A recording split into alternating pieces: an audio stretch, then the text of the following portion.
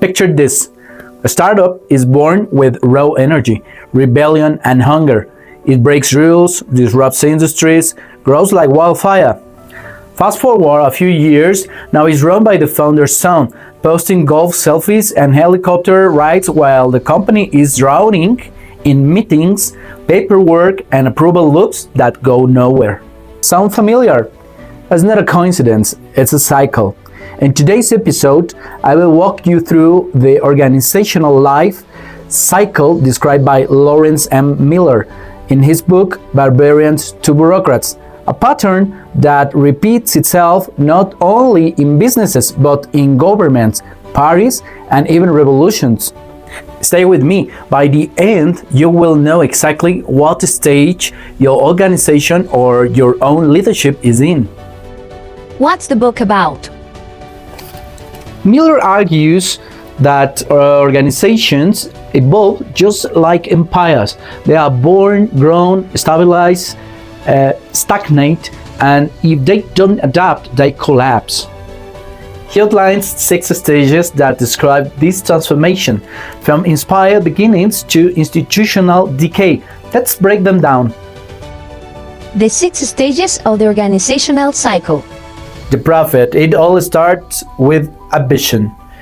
The prophet doesn't manage, he inspires. He sees injustice, inefficiency, or stagnation and proclaims a bold idea: justice, innovation, freedom. Think Moses, Gandhi, Martin Luther King, or visionary founders who care more about meaning than profit. Strength, ethical clarity, and direction. Risk, lacks structure, may be naive. The barbarian. The barbarian executes. He turns vision into conquest, takes risks, breaks systems, and creates momentum. He is up early sharpening his axe, metaphorically or not. Example, early Steve Jobs, risk, chaos, overreact, constant conflict. The builder. The builder organizes the chaos. They create teams, systems, roles, and standards. They bring mission and productivity into alignment. Strength builds scalable structure. Risk, focus shifts from why to just how. The administrator. Now the priority becomes maintaining and optimizing.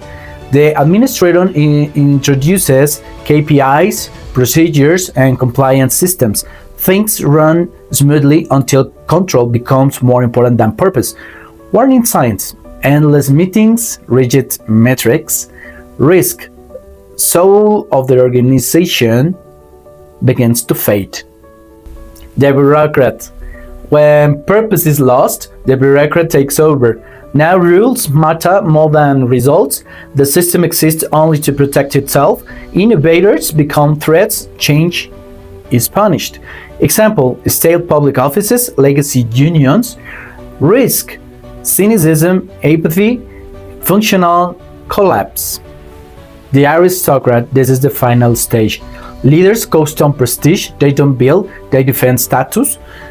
They hide behind titles, symbols, rituals, but the mission is gone. Symptoms: vanity, leadership, disconnection. Risk, they don't even remember what value means. The synergy phase, or how to avoid the decline.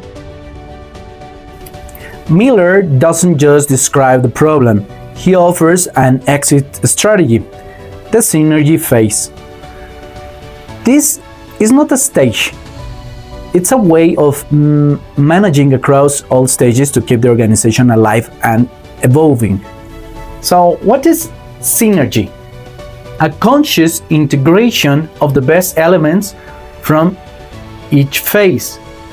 The prophet's vision, the barbarian's drive, the builder's structure, the administrator's discipline, without falling into rigidity or ego. How do you achieve it? Listen deeply to your people. Promote innovation without destroying order.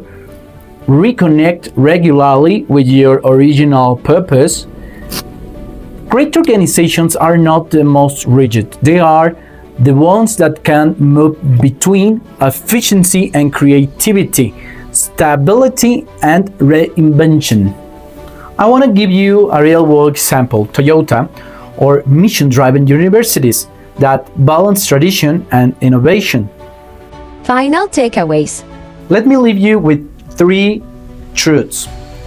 First, an organization that forgets its purpose is already halfway to death. The profit vision cannot be replaced by spreadsheets. Second, stagnation begins when any phase becomes permanent. If the builder resists change or the bureaucrat kills ideas, decline is inevitable. And third, survival depends on synergy, uniting vision, execution, and flexibility. Resilient institutions reinvent themselves by remembering why they exist. I want to give you a closing reflection. Is your organization still building or just surviving? Going back to your core mission is not nostalgia, it's a strategy. I'm Gus Pérez, this is the State Machine.